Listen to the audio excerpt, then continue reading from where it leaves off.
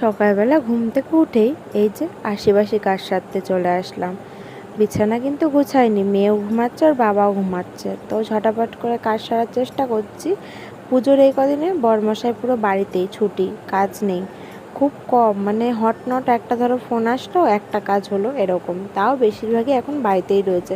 বুঝতেই তো পারছো, পুজোর সিজনে কিন্তু সবারই আর কি, পুজোর পরে আর কি সবাই বাড়িতে কিন্তু বসায় থাকে, তখন একটু কাজটা কমে যায় আর কি। তো যাই হোক, এঁঠো বাসনগুলো কলপাড়ে ধুয়ে এসেছি, ধুয়ে এসে মুছে নিয়ে তারপরে এই ঘরটা ঝাঁট দিয়ে নিচ্ছি। ঘর ঝাঁট দিয়ে ঘর মুছে তারপরে যাব এঁঠো বাসন মাজবো আর উঠোন ঝাঁট দেবো, সেগুলো আর শেয়ার করবো না, শুধু এই ঘর ঝাঁট দেওয়া মোছাটা একটু তোমার সাথে শেয়ার করে ফেললাম। তো চলো, বাসি সব কাজকর্ম সেরে তারপরে একবারে তোমাদের সামনে আসবো। আশা করি তোমাদের আজকের ভিডিওটা খুব ভালো লাগবে। তো চলো, পরে আসছি।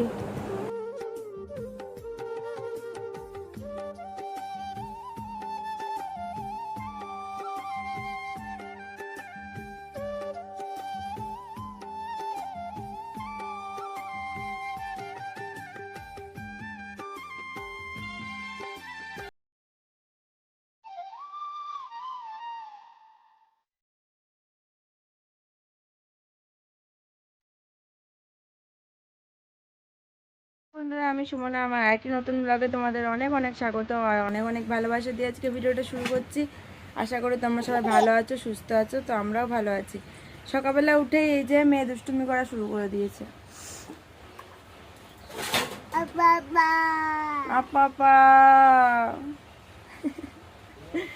তো দুষ্টুমি শুরু হয়ে গেছে, খেলা করছে, দৌড়াদৌড়ি করছে, এই তো কাজ ওর। তো যাই হোক, এখন রান্না বান্না সারবো, স্নানটা করে চলে এসেছি। কালকে নাইটি ভিজিয়ে দিয়েছে বমি ঝমি করে, আর ঠান্ডা লেগেছে না, কফ বেরিয়ে যাচ্ছে। ও ঠান্ডা লাগা করে বমি করে কফ সব বের করে দেয়, এটাই ভালো বলো বাচ্চাদের? যদি বের করে ফেলে ওটাই ভালো, না হলে ওষুধপত্র খাওয়াতে হয়, কিন্তু আমার মেয়েকে ওষুধপত্র কমই খাওয়াই। ও নিজেই যেহেতু বমি করে বের করে দেয়, তো অসুবিধা হয় না আমার। তো যাই হোক, এটাই আর কি। আর এখন রান্না বান্না বসাবো, আগে চা করবো, একটু ভালো লাগছে না, চাটা একটু করবো। বর্মশাই গেছে একটু ফ্রেশ হতে, ফ্রেশ হয়ে আসুক, একটু চা করে খেয়ে তারপরে মেয়ের জন্য সুজি বসাবো।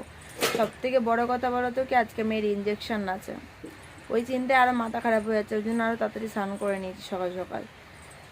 স্নানটা করে নিলে পরে যদি কাঁদে, ও ছোটোবেলায় কিন্তু ইঞ্জেকশন নেওয়া হয়েছে, তখনই কেঁদেছে, পরে কিন্তু অতটা জ্বালায়নি, কিন্তু কিন্তু এখন তো বড় হয়েছে, অনেক দিন পর আবার ইঞ্জেকশন ফুটবে গায়ে, কী যে করবে আমার মেয়ে, আমি এটাই চিন্তা করছি। ডাক্তারকে না মেরেই দেয় ও। তো এটাই আমার ভয় লাগছে, যে ও কী করবে আজকে ইঞ্জেকশনের ওখানে গিয়ে, আমি এটাই চিন্তা করছি।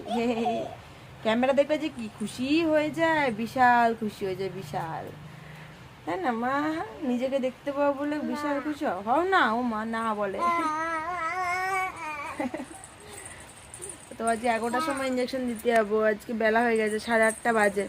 রান্না বান্নাটা দেখি কতটা সেরে যেতে পারি, ভালো, পুরোটা যদি সেরে যেতে পারি তাহলে আমার ভীষণ চাপটা কমবে, কিন্তু এক বালতি কাচাকুচি রয়েছে। বর্মশাকে সার্ফের গুঁড়ো আনতে বলবো, ভেজাবো, এখন না কাচি, এসে কাচবো, এটাই আর কি। চলো, পরে আসছি, এখন চাটা বসিয়ে নিই, কারণ মেয়ে সুজি করা লাগবে আবার। ঠিক আছে, মেয়েটাও তো খাবে বলো, আমরা চা খাবো, চা বিস্কুট খাবো, ও তো চা বিস্কুট খায় না, ওই একটু ধরো বিস্কুট মুখে দিল এই যা, কিন্তু ওর জন্য সুজি করব। চলো, পরে আসছি। আর আমার ফোনে না বেশি চার্জ নেই, কারেন্টটাও নাই, কারেন্ট আসছেই না, সকালবেলা কারেন্ট গেছে, জানি না কতটুকুনি শেয়ার করতে পারবো, যে কারেন্টে খুব জ্বালাচ্ছে। গেছে তো গেছে, আসার নাম নেই, ওই পাশে কারেন্ট আছে, আমাদের এদিকে কারেন্ট নেই। চলো, পরে আসি।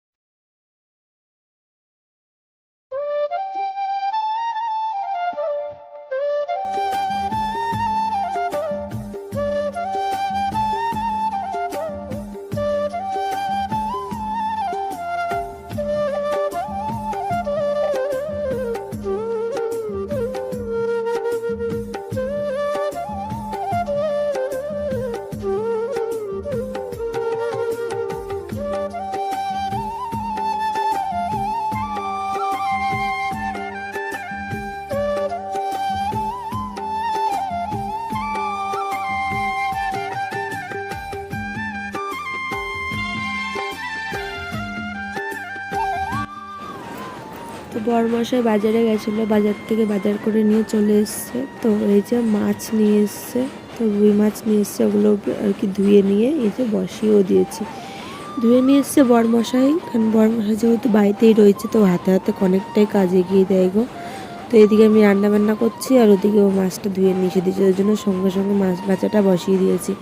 মাছ ভাজাটা তো দেরি করে করি না, কড়াইয়ে কিন্তু লেগে যায়, মানে আগে যদি কোনো একটা রান্না করে ফেলি তাহলে কিন্তু কড়াই লেগে যায়, আবার কড়াই ভালো করে পরিষ্কার করে তারপরে মাছ ভাজা বসাতে হয়। তো ওই জন্য প্রথমে মাছটা ভেজে নিচ্ছি। আর এই যে পটল চাকচাক করে কেটে নিলাম, মানে আর হলো কি কাঁকরোল, পটল আর কাঁকরোল দুটোই আর কি চাকচাক করে কেটে নিচ্ছি ভাজবো বলে। পটল 2 পিস করে নিলাম আর এই যে কাঁকরোল চাকচাক করে কেটে নিলাম। তো রান্না বান্না কিন্তু সেরে নিয়েছি, আর মাছটা পুরোপুরি রান্না করে নিয়ে কষিয়ে রেখে দিয়ে এই যে চলে এসেছি। মেয়ের ইঞ্জেকশন আছে আজকে, তোমাদের তো জানিয়েছিলাম। তো এই যে চলে এসেছি, দেখো এখানেও অনেক মানে ওই যে বুনু পেয়ে গেছে, তো ওর সাথে খেলা করছে। লাস্টে জানো তো মেরেই দিয়েছে, তো আমি সঙ্গে সঙ্গে ওকে কোলে নিয়ে নিয়েছি। ওই যে বুনুটার একটা খেলনা নিয়ে এসছে, ওই খেলনা নিয়ে কাড়াকাড়ি লেগেছে। আর আমার মেয়ের তো মেয়ে কিছু খেলনাই নিয়ে আসেনি, তাড়াহুড়োর ঠেলায় কিচ্ছু নিয়ে আসেনি। তো ওই জন্য দেখো কাড়াকাড়ি লেগেছে, লাস্টে আবার কোলে নিয়ে বসেছি। এমনি কিছু করে না আমার মেয়ে, কিন্তু ওই যে খেলনা নিয়ে কাড়াকাড়ি করেছিল তখন একটু ঠেলা দিয়ে দিয়েছিল, তো ওই জন্য নিয়ে চলে এসেছি। বুঝতেই তো পারছো, বাচ্চা বাচ্চা মানুষ, কার কখন লেগে যাবে কোনো গ্যারান্টি নেই। আর এই যে মেয়ে নিয়ে এখন বাড়ি চলে এসেছি, আর হলো 3খানা ইঞ্জেকশন পড়েছে, তখন আর শেয়ার করতে পারবো কি। মেয়ে চিৎকার করে কান্না করে একাকার অবস্থা, চোখ মুখ ফুলিয়ে নিয়েছে। 2 পায়ে দিয়েছে 2টো, আর এক হাতে একটা দিয়েছে, পা ফেলার মতন অবস্থা নেই। এই যে কি খাচ্ছ তুমি? ব্যথা উঠেছে, বাবার কাছে বাইনা চিপস খাবে, তাই দোকানে গিয়ে চিপস নিয়ে এসছে। 2 হাতে 2খানা নিয়ে চিপস খাচ্ছে বসে বসে। চিপস খেতে খেতে এখন একটুখানি তাও হাসি দেখা গেছে, এতক্ষণ ধরে কান্না করে চিৎকার করে একদম অবস্থা খারাপ। জেল লাগানো হয়েছে, বরফ দেওয়া হচ্ছে, 3 দিন ধরে বলছে তো ব্যথা থাকবে, দেখা যাক, আশা করি তাড়াতাড়ি করে সেরে যাবে। কারণ বরফ তো কম দেবো, কারণ ঠান্ডা লেগেছে। জেলটা ঘন ঘন লাগিয়ে যাবো, আর জ্বরের ওষুধও খাওয়ানো লাগবে ওকে। আর আমাদের একটা নিয়ম আছে, তারাও দেখা। এই যে এটা কি বলো তো, কালকে কটা ভাত রেখে দিয়েছিলাম জল ঢেলে, পান্তা ভাত। আজকের দিনে আমাদের পান্তা ভাত খেতে হয়। ভাজাটা আজকের, কচুর শাকও রেখে দিয়েছিলাম কালকে, এই দিয়ে এখন ভাত খাওয়া হবে। নমস্কার করে খেতে হয়, নিয়ম কানুন তো কিছুই জানি না, আমার বর মশাই যা জানে তাই। কালকের এই যে তরকারিও রয়েছে। ও আজকে রান্নাটা দেখাই, এই যে পটল ভাজা, কাঁকরোল ভাজা, আর রান্না করেছি হলো, দাঁড়াটা রাখি এখানে, এই যে মাছের ঝোল, কাতলা মাছ না রুই মাছ ওটা। আমি শুধু কষিয়ে ধুয়ে চলে গেছিলাম, তারপর বরমশাই আমাকে ওখানে ইঞ্জেকশনের ওখানে দিয়ে এসে তারপরে ও রান্না করেছে আর কি। আলু টমেটো সব কষায় রেখে দিয়ে গেছিলাম শুধু। তো যতটা পারছি চেষ্টা করছি শ্বশুরবাড়ির সব নিয়ম আর কি মেনে চলার। তো কালকে কটা ভাত রেখে দিয়েছিলাম পান্তা ভাত, সেটাই আমি আর বড়মশাই মিলিয়ে ঝিলিয়ে খেয়ে নিয়েছি, আর গরম ভাত তো খেয়েছি।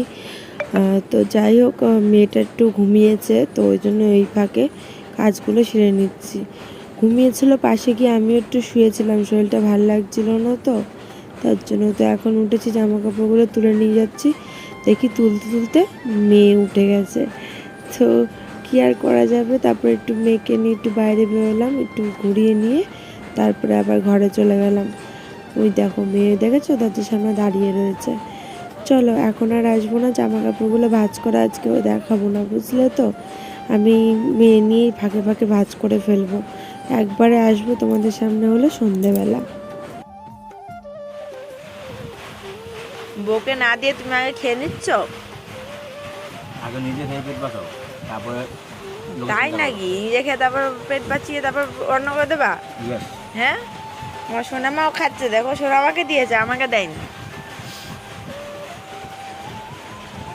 কি খাবা খাবা? মুখটা শেষ। ও মা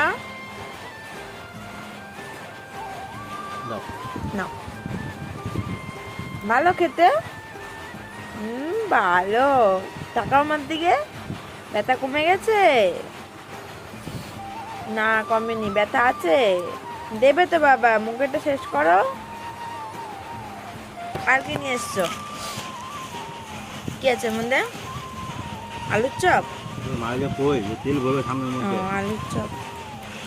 এটার মধ্যে কি আছে? এটা হলো শাশুড়ি মার বাড়ির থেকে এসছে পানি ফল, কি আছে, নাড়ু, মোয়া, তো এগুলো পাঠিয়েছে।